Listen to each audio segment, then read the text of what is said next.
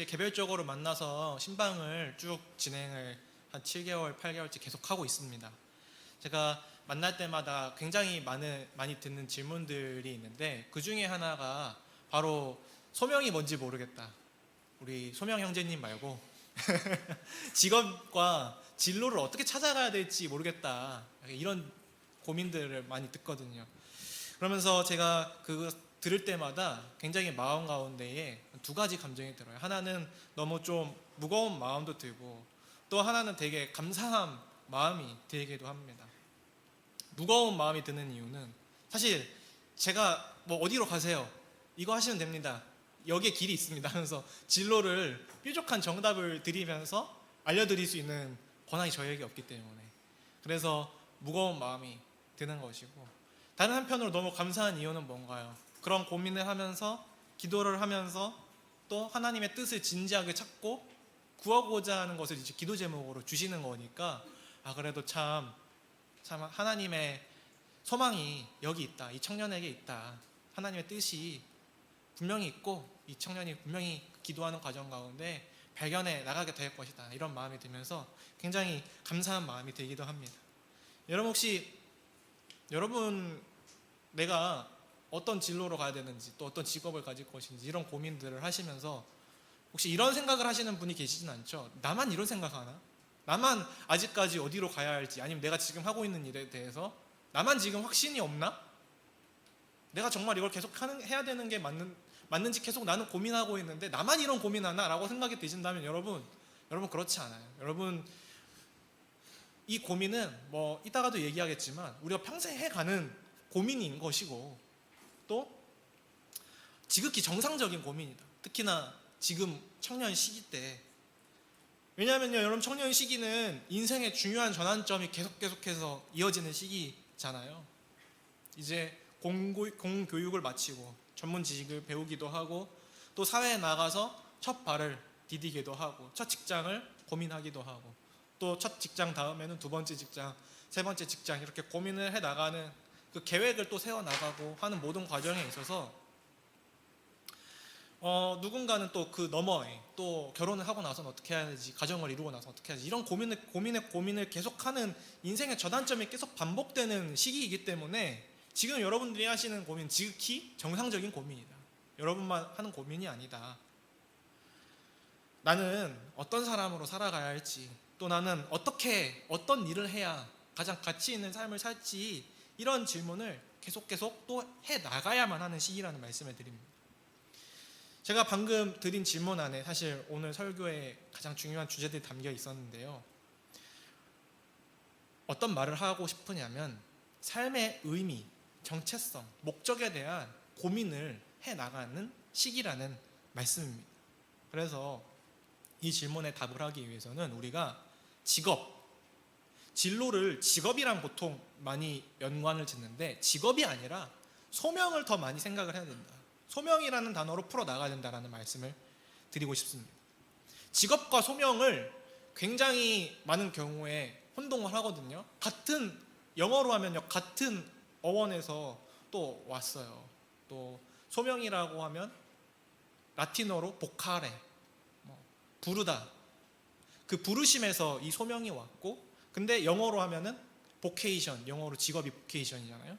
그래서 소명과 직업이 현대에 와서 굉장히 이제 비슷하게 많이 사용되어 왔지만 근데 직업이라고 하면 조금 더 일적인 것, 또 환경에 따라서 얼마든지 또한 바뀔 수 있는 것, 또 직장인, 또 여러 가지의 내가 먹고 살기 위해 생계를 위해서 하는 것을 직업이라고 말하잖아요. 근데 소명은 어떤 것이냐면 조금 더 본질적인 개념입니다.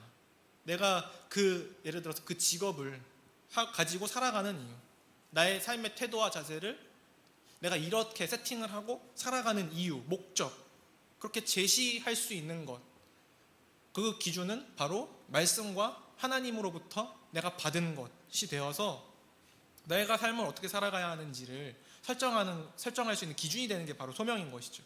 다시 말해서 하나님께서 나를 창조하시고 구원하고 또 부르신 이유가 무엇인지, 그리고 내가 그 목적을 따라서 내가 지금 이 자리에서 어떻게 살아가야 하는지 그 삶의 목적을 물어보는 것이 바로 소명인 것이죠.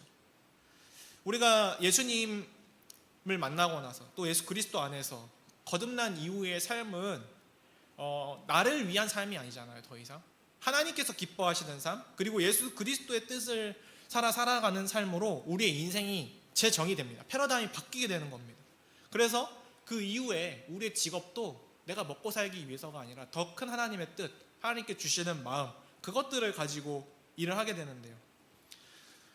직업과는 다르죠. 누구는 학교에서 일을 할 수도 있고, 누구는 병원에서 일을 할 수도 있고, 누구는 카페에서 일을 할 수도 있고, 또 가정에서 가사 일을 할 수도 있고, 각자마다 하는 일은 다 다르지만 동일한 하나님을 섬기는 소명자로서 부름받은 삶을 살아가게 되는 것이죠. 그래서 오늘 말씀을 통해 여러분들과 함께 고민하고 또 나누고 싶은 주제는 어떻게 우리의 소명을 발견해 나갈 것인가, 어떻게 우리의 직업이 아니라 직업을 넘어서서 소명을 찾아서 그 소명을 기준으로 직업에도 적용을 할 수 있고 우리의 삶 전체를 조명할 수 있을까, 찾아갈 수 있을까, 이런 고민을 하고 싶은 것입니다.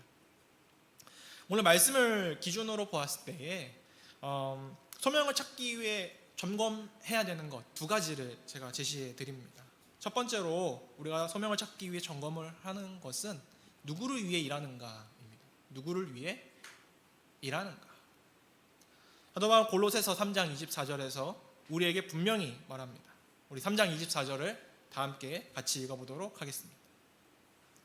시작. 이는 기업의 상을 주께 받을 줄 아나니 너희는 주 그리스도를 섬기느니라. 아멘. 우리가 어떤 일을 하든지 그 일을 하는 최종적인 목적을 뭐라고 합니까? 주 그리스도를 섬기는 것, 곧 예수 그리스도를 위해서 일하는 삶이라고 하는 것이죠. 우리는 흔히 이렇게 생각합니다. 내가 일하는 이유, 내가 먹고 살기 위해. 그렇게 생각을 안 하려고 해도 자꾸 그렇게 생각이 많이 흘러갈 때가 있어요. 왜냐?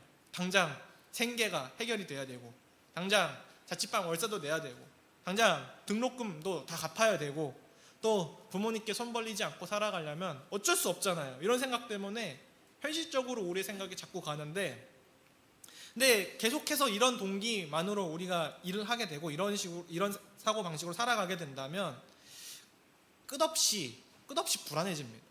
왜냐하면 이러한 조건들을 자꾸 생각하고 살아갈 때 인간적으로 자꾸 비교하게 되거든요. 그래서 불안해지게 되는 거예요. 그리고 그 기준들은 계속해서 변하는 거잖아요. 시대와 때에 따라서 계속해서 또 다른 사람들과 계속 비교하게 되고, 나는 왜 이렇게밖에 안 되지?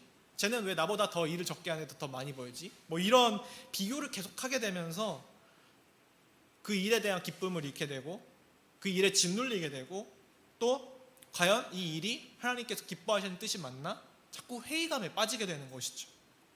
근데 사도 바울은 지금 당시 골로새 교회 당시 로마 사회 속 종과 주인의 관계 속에서도 일하는 자들에게 그리스도를 섬기듯 하라, 주인에게 대하여 일을 할 때, 주인이 시키는 일을 할 때에 그리스도를 대하듯 그리스도를 섬기듯 하라 라고 명령하고 있는 것이죠. 우리도 근데 종종 그런 생각 들 때 있지 않나요? 회사에서 너무 막 소진되고 너무 탈진되면 내가 기계인가, 내가 일하는 노예인가, 이런 생각이 들 때가 있잖아요. 우리도 그런 생각이 들 때가 있는데, 지금으로부터 2000년 전이라고 생각해 보십시오. 얼마나 힘들었겠습니까? 그야말로 진짜 노예, 종의 역할을 감당해야 되는 이 골로새 교회의 교인들 입장에서 종과 상전의 관계는 지금의 어떤 상사와 우리의 관계, 이 관계를 훨씬 뛰어넘는 엄청난 격차였겠죠. 근데 그 상전을 대할 때에 그리스도를 섬기듯 해야 한다라고 가르치는 것은 종들에게는 엄청난 충격이었을 겁니다. 그리스도께 하듯 하라는 이 말씀을 통해서 그들이 지금 하는 그 일을 통해서 그들이 상전이 시키는 일들을 수동적으로 하는 거라고 생각했는데, 그 일이 하나님이 기뻐하시는 일이 될 수 있구나, 그리스도를 대하듯 하는 일이 될 수 있구나. 그리고 더 넘어서서 그들은 종이었어요. 그들은 자유의지가 없었어요. 타의에 의해서 시키는 일들을 해야 했어요. 굉장히 억압적으로 그 일들을 해야 했는데, 그게 아니라 이제는 그리스도라는 목적을 따라서 하는 일이 되었으니 그들이 마치 이제 그리스도 안에서 참 자유를 얻고 자유민으로서 내가 나의 의지로 그리스도를 섬기듯 나의 상장을 섬길 수 있구나, 일을 할 수 있구나 라는 그들의 존엄성과 정체성을 회복시켜주는 말씀이었다라고 하는 것이죠. 그렇다면 오늘날 우리에게도 마찬가지입니다. 우리가 하는 일이 비록 눈에 띄지 않고 수동적으로 하는 일 같고 세상적으로 화려하지 않고 또 그리스도를 위해서 그렇다고 하더라도 그리스도를 위해서 만약 우리가 일한다면 그러한 자세로 일한다면 우리가 하는 일이 그 수동적으로 하는 일이 또는 억압으로 하는 일이 영원한 가치를 지닌 일이 되는 것이죠. 그래서 소명을 점검할 때 나에게 먼저 던져야 하는 질문은 이것입니다. 나는 누구를 위해 지금 이 일을 하고 있는가? 나 자신을 위해서 일을 하고 있는가? 아니면 사회적 인정을 위해서 일을 하고 있는가? 아니면 돈을 잘 벌기 위해서 하는 일인가? 아니면 이러한 것들이 아니라 예수 그리스도께 드리는 그 예배의 연장선으로서 내가 나에게 맡겨진 이 일들을 해나가고 있는가? 또 내가 이 일을 예수 그리스도께 하기 위하여 내가 학업을 하고 내가 준비를 해나가고 있는가? 이렇게 될 때에 우리가 하는 모든 일들이 영적인 예배 현장이 될 수 있는 것이죠. 그러므로 우리는 누구를 위하여 일하고 있는가를 꼭 점검을 해나가면서 소명을 찾아가야 하는 것입니다.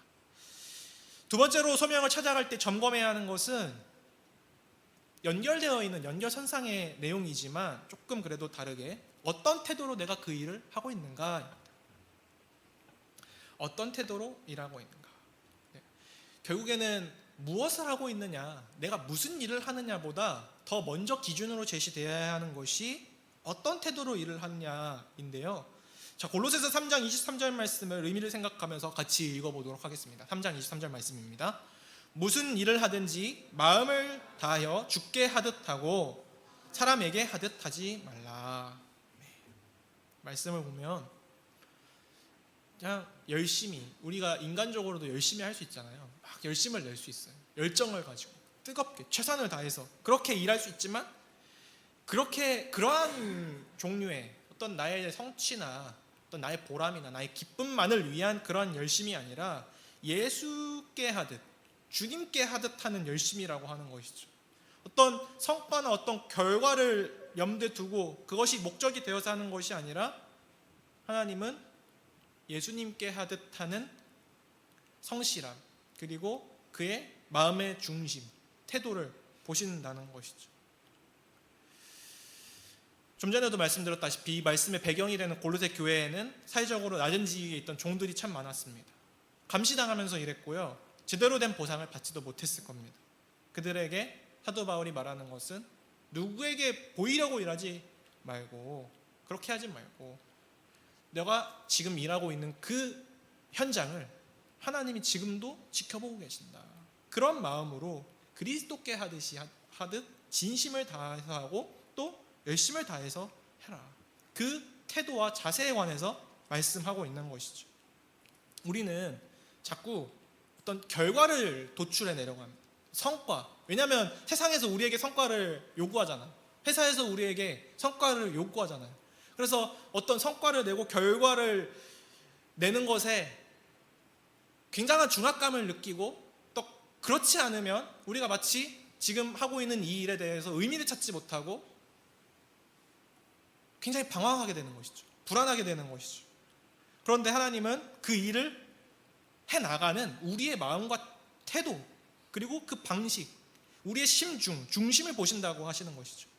동일한 커피를 내리더라도 한 사람은 이거 빨리 내리고 마치고 얼른 집에 가야지라는 마음으로 커피를 내리고, 또 어떤 사람은 이 한 잔으로 누군가의 하루에 위로를 선사할 수 있다면, 쉬는 시간을 주고 진정한 회복을 줄 수 있다면 이라는 마음으로 한다면 이 둘의 삶의 가치는 전혀 다르게 하나님 앞에 드려지는 것이죠. 세상은 우리에게 성과를 강요하고 기대하지만, 그리고 결과를 자꾸 우리한테 강요하고 우리는 그 결과로 다른 사람과 우리 자신을 비교하지만, 하나님은 우리에게 성공을 요구하지 않으십니다. 성공한 인생을 하나님은 우리에게 요구하시는 것이 아닙니다. 하나님은 어떤 상황 속에서도 우리가 말씀을 기준으로 살아내려고 하는 것, 주님을 바라보고 최선을 다하는 그 과정으로서의 삶을, 결과가 아니라 그 과정으로서의 맡겨진 일들을 감당해 나가는 것을 더 중점적으로 보시고, 이것이 바로 소명을 따라 사는 사람의 삶의 태도라고 할 수 있는 것이죠. 여기까지 들어보시면 자연스럽게 이런 질문이 떠오를 겁니다. 그래서 지금 나는 어떤 일을 해야 합니까? 무슨 일을 해야 합니까? 지금 다니고 있는 직장에서 이직을 해야 될까요? 말아야 될까요? 내가 지금 하는 이 일이 하나님이 정말 나에게 주신 일이 맞을까요? 아닐까요? 하나님의 뜻이 정말 여기에 있을까요? 없을까요? 라는 그 질문이 떠오를 것 같아요. 너무나도 현실적이고 또 중요한 질문이죠. 또 답을 찾아가야 되는 질문이기도 합니다. 그런데 성경은 이런 부분에 있어서는 정답을 딱 내려주지 않아요. 야속하죠. 근데 다만 그래도 기준을 줍니다. 그 기준은 제가 보았을 때 정리를 해보면 하나님의 기쁨 그리고 나의 기쁨이 일치되는 지점을 찾아가야 되는 것 같아요. 그 근거로 빌립보서 2장 13절 말씀이 있습니다. 빌립보서 2장 13절 말씀 띄워주시면 한번 같이 읽어보도록 하겠습니다. 시작. 너희 안에서 행하시는 이는 하나님이시니 자기의 기쁘신 뜻을 위하여 너희에게 소원을 두고 행하게 하시나니. 아멘. 이 말씀은 하나님께서 우리에게 소원, desire 영어로 그 소원을 우리에게 두고 일하시는 분이라는 것을 말해줍니다. 그런데 그 소원은 하나님이 기뻐하시는 뜻 안에 있대요. 하나님이 기뻐하시는 뜻 안에서 우리 마음의 소원, 우리가 즉 하고 싶은 일, 기쁘게 할 수 있는 일을 허락해 주신다라고 하는 것이죠. 그래서 우리가 어떤 일을 해야 할지 고민이 될 때 성경이 제시하는 최소한의 기준은 두 가지인 것입니다. 첫째, 그 일을 내가 할 수 있는가?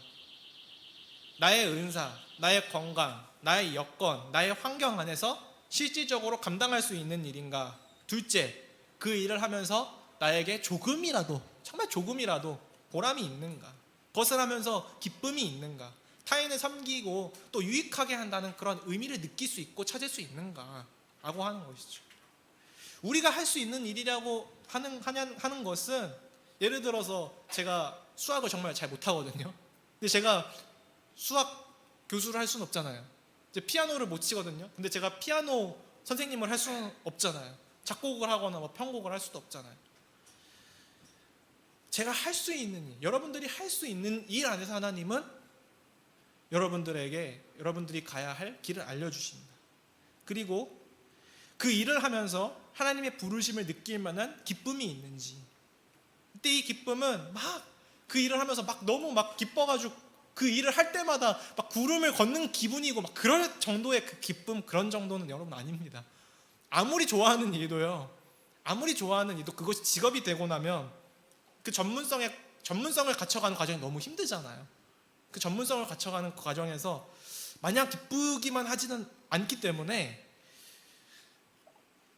그런 어마어마한 막 기쁨이 넘쳐난다기보다는 우리가 하는 그 일을 통해서, 우리가 감당하는 그 일을 통해서 주변이 변한다거나 또 기도하면서 주시는 그 마음이 참 하나님께서 주시는 뜻이 여기 안에 있구나, 그 발견해 나가는구나, 이런 마음이 있다면, 어떤 의미와 보람이 조금이라도 있다면 그 일은 조금 더 하나님의 부르심, 소명에 가까운 일이라고 보아도 좋을 것 같습니다.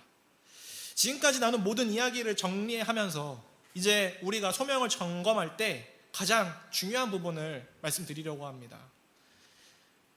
직업에서 소명을 고민할 때 제가 말씀드린 것은 첫째, 그리스도를 위해서 해야 하고 그리스도를 위해서 하는 것으로 소명을 점검해야 되고, 두 번째로 그리스도를 대하듯 해야 한다라고 말씀드렸어요. 자, 공통적으로 들어간 단어가 무엇인가요? 그리스도입니다. 그리스도. 그래서 우리가 무엇을 하느냐보다 어쩌면 더 먼저 선제적으로 중요한 것은 누구를 중심으로 하고 있느냐로 기결이 되는 것이죠. 그리스도 중심적 자세, 이것을 우리가 회복해 나가야 소명을 비로소 올바르게 찾아가고 발견해 나갈 수 있는 것이죠. 여기에는 굉장히 중요한 이유가 있는데 그 이유는 복음과 연관이 있습니다. 우리는 복음을 통해 예수님을 알고 만났죠. 그리고 예수 그리스도께서 자격 없는 우리, 죄인인 우리를 용서해 주시고 또 사랑해 주셨어. 우리를 그 죄와 영원한 죽음에서 구원해 주셨고, 이제 더 이상 우리는 이제 자기 중심적인 삶이 아니라 우리 마음의 중심에 예수 그리스도를 모셔서 살아가게 되는 새로운 삶을, 영적으로 다시 태어나서 정말 말 그대로 새로운 삶을 하나님 안에서 거하는 새로운 삶을 살아가게 되었다는 것이죠. 이것을 잘 보여주는 그림인데 한번 띄워주시면 감사하겠습니다. 이거 사형리라고 하는 4포인트, 4개의 그 교리인 것이죠. 그것을 통해서 전도할 때 많이 사용하는 그림인데 여러분들도 한번 보셨는지 모르겠어요. 자, 좌측에 있는 사진은 예수님 만나기 전에 일반적인 사람들의 마음의 상태입니다. 자, 마음의 중심의 자리 가운데 누가 있습니까? 내가 있죠. 그리고 그 주변에 있는 것들은 나의 직업이 될 수 있고 내가 사랑하는 사람, 관계, 이런 부수적인 것들, 내가 중요하게 생각하는 것들이 주변에 있는데 질서가 없어요. 무분별하게 있어요. 그리고 예수님은 나라는 그 마음의 바운더리 밖에 계십니다. 근데 예수님을 만나고 나면 어떻게 정렬이 되죠? 나의 마음의 중심, 나의 마음의 보좌에 누가 앉으시는 거죠? 예수 그리스도께서 앉으시고, 그리고 그 예수 그리스도를 중심으로 나의 관계, 나의 물질, 나의 진로, 나의 직업, 이런 모든 것들이 정렬이 되는 거예요. 기준이 잡히게 되는 거예요. 그러면서 우리가 예수님 만나기 이전에는 굉장히 불안할 수밖에 없죠. 내가 기준이 되니까. 나라는 존재가 굉장히 안정적이고 하나님 없이 나라는 존재가 굉장히 온전한 존재라고 생각하는 분은 안 계실 거예요. 근데 예수 그리스도를 중심에 두게 되면 중심을 잡게 되고 마음의 평안을 찾게 되고 기준을 찾아가게 되는 것이죠. 그래서 그전에는 타인과 비교하고 또 미래에 대해서 막연하게 불안하기만 하고 또 막연하게 마음 가운데 불만족이 가득했다면 이제 다르게 다른 것들이 보이기 시작하는 것이죠. 예수님을 중심으로 이렇게. 그래서 우리가 예수 그리스도를 위해 일하게 된다면 비록 그 일이 작고 평범하고 사람들의 눈에 보잘것없는 것처럼 보일지라도 그 일은 하나님 나라를 위한 씨앗이 되고 또 영원에 이르기까지 열매 맺는 일이 될 것이기 때문에 우리는 예수 그리스도의 중심적인 삶으로 회복이 되어야 올바르게 소명을 찾아갈 수 있다. 여러분은 사진은 이제 내려주셔도 되고요. 여러분은 누구를 위해서 일하고 계십니까? 여러분은 어떤 마음으로 어떤 태도로 또 일을 하고 또 그 일들을 진로를 준비하고 계십니까? 우리의 매일의 일상, 우리의 매일의 그 순간순간들을 통해서 그리스도를 드러낼 수 있고 그리스도를 예배할 수 있습니다. 사실 많은 사람들이 인지하지 못해서 그렇지 우리가 예수 그리스도를 중심적으로 살도록 사실 본래 창조되었기에 그리스도가 중심이 되지 않고 소명을 찾고 일을 하게 되면 굉장히 불안감을 느끼고 또 온전하지 못한 상태에서 그 일들을 하고 또 자아실현을 온전히 할 수 없게 되는 것이죠. 그러나 복음이 우리 삶의 중심이 될 때에 직업의 자리, 그 직업을 찾아가는 그 진로의 과정도 곧 예배가 되고 소명을 실현하는 통로가 되는 것입니다. 한 가지 더 말씀드릴 것은 직업을 너무 고정적인 개념으로 생각하지 않아야 된다라고 하는 겁니다. 소명도 마찬가지. 만일 하나님이 나에게 단 하나의 정답 같은 직업, 단 하나의 정답 같은 소명을 숨겨놓으시고 내가 그것을 찾아내야 한다고 하면 굉장히 강박처럼 느껴지죠. 그러나 그것은 성경적이지도 않고 현실적이지도 않습니다. 예전에야 하나의 직업을 가지고 이평생을 사는 사람들이 많았지만 우리는 100세 시대를 살고 있는데 하나의 직업이 우리의 소명이고 부르심이 거기에 있다라고 한다면 현실적이지도 않고 또 말씀에 근거한 것도 아니죠.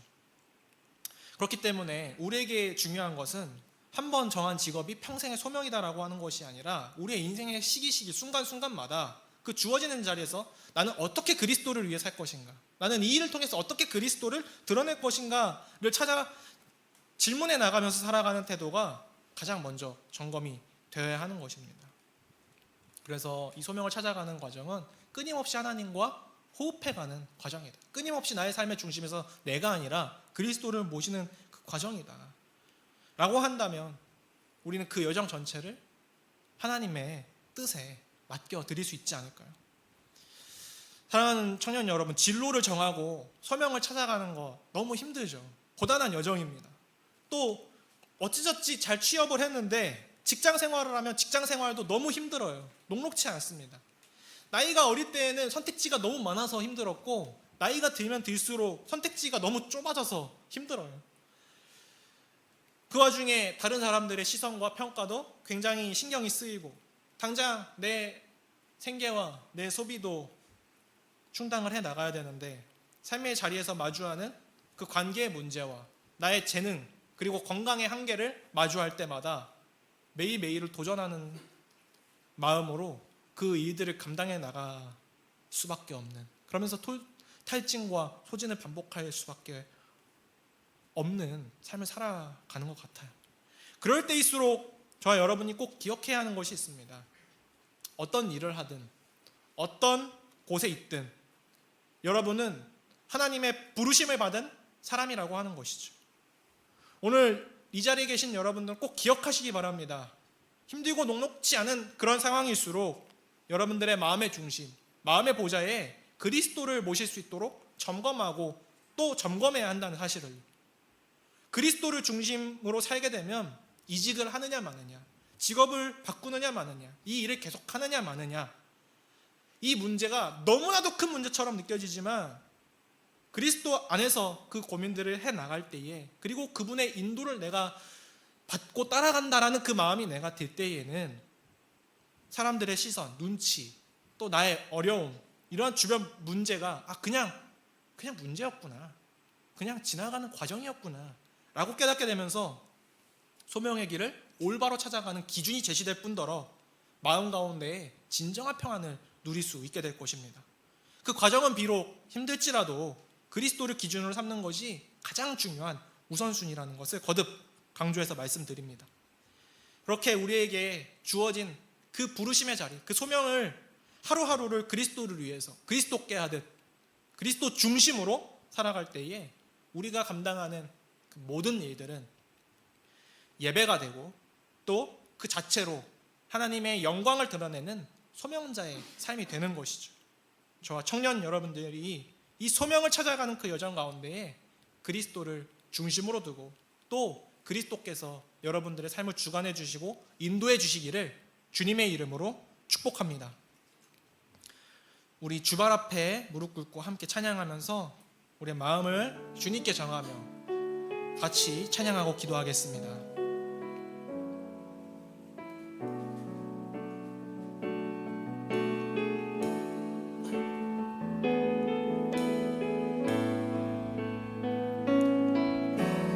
주발 앞에 무릎 꿇고 그 사랑에 나누네.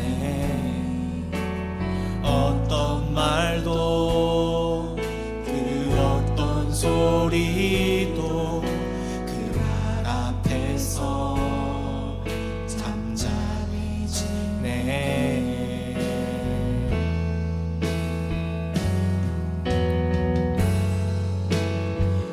나의 사랑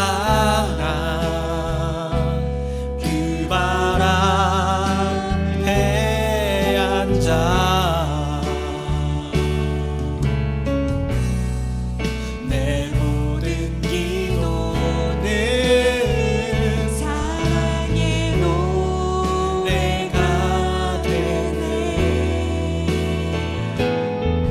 주의 옷자락 만지며 주의 두 발을 씻기며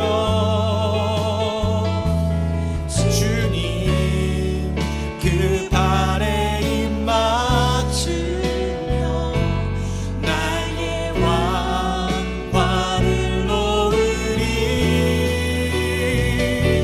주의 옷자락 만지며 주의 두 발을 씻기며 주님 그 발에 입 맞추며 나의 왕관을 놓으리. 우리 오른손 들고 주의 옷자락 만지며 주의 옷자락 만지며 주의 두 발을 씻기며 주님 그 발에 입 맞추며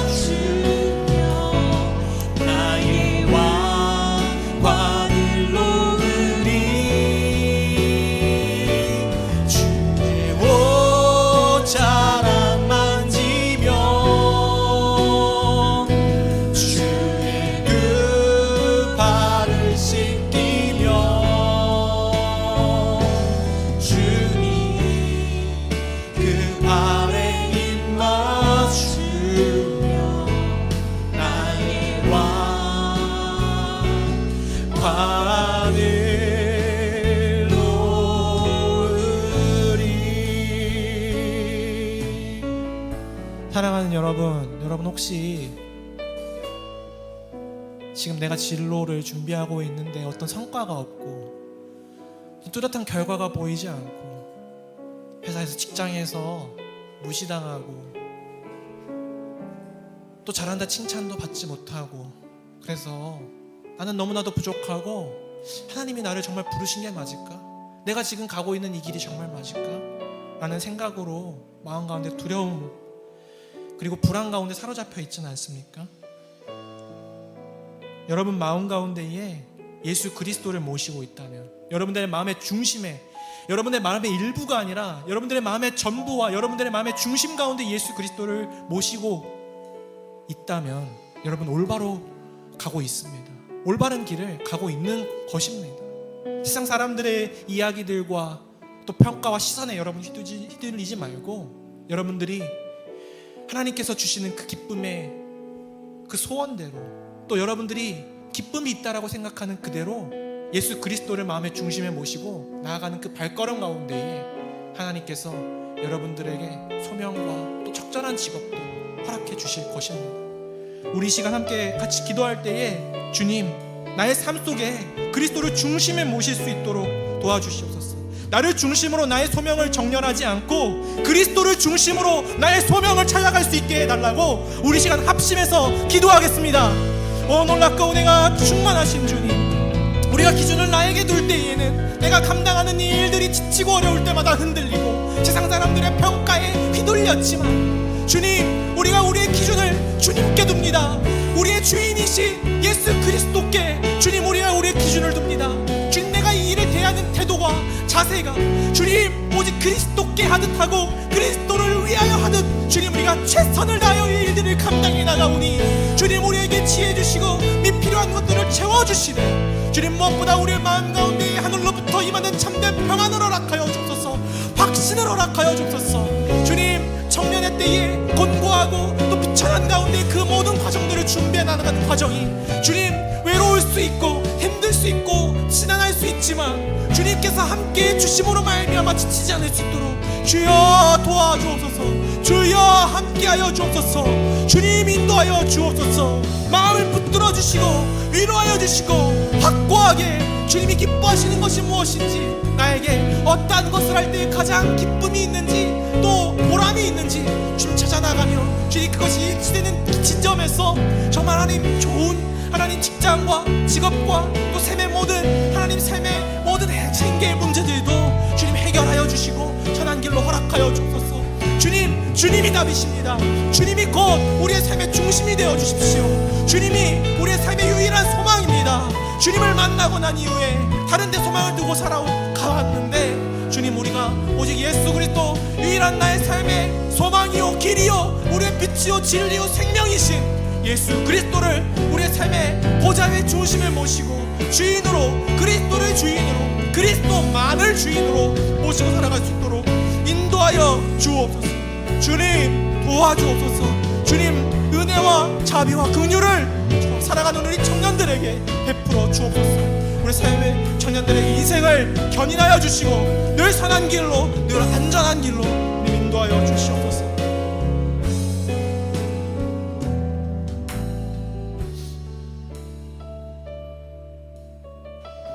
주님, 주님을 중심에 모시고도 우리는 종종 이 사실을 잊고 마음 가운데 한없이 불안합니다. 폭풍우를 만났던 제자들처럼 끊임없이 흔들립니다. 우리의 삶의 방향, 우리의 삶의 조타실에 우리 스스로 앉아 있는 것처럼 살아가면서도 주님 우리는 평안하려고 합니다. 주님 우리의 삶을 온전히 주님께 맡겨드릴 수 있도록 인도해 주시옵소서. 우리의 삶의 기준이 되어 주시고 우리의 삶의 방향을 우리의 마음의 중심이신 예수 그리스도께서 잡아주시고 인도하여 주옵소서. 우리가 일할 때에 또 우리가 학업을 하고 진로를 준비해 나갈 때에 나를 위하여 이 일들을 하는 것이 아니라 주님을 위하여 한다. 예수 그리스도를 위하여 한다. 또 예수 그리스도께 하듯 한다 라고 했던 이 사도 바울의 가르침과 이 말씀을 우리 마음 가운데 새기면서 그 어떠한 세상의 질문에도 왜 이 일을 하는가, 무엇 때문에 이 일을 하는가, 어떻게 이 일을 하는가, 이 모든 질문의 답에 예수 그리스도가 나오게 하여 주시고, 그로 말미암아 우리의 삶의 소명을 찾아가는 그 여정이 비록 때로는 힘들고 때로는 지칠지라도 주님으로 말미암아 온전한 기준을 세우고 한 걸음 한 걸음 믿음으로 담대하게 그 길을 걸어 나아갈 수 있도록 도와주시옵소서. 우리의 소명을 찾아가는 그 인생의 여정, 그 가운데에 중심이 되어주시기를 간절히 소망하고 또한 믿사오며 우리 청년들의 삶을 일생토록 이끌어가 주시고 계획하시고 인도해 주시는 우리 주 예수 그리스도의 이름으로 기도합니다. 아멘. 축도합니다. 이제는 우리 주 예수 그리스도의 은혜와 하나님의 크고 놀라우신 사랑과 성령의 교통하심이 이 자리에 모인 모든 청년 위에 이제로부터 영원까지 함께 있을지어다.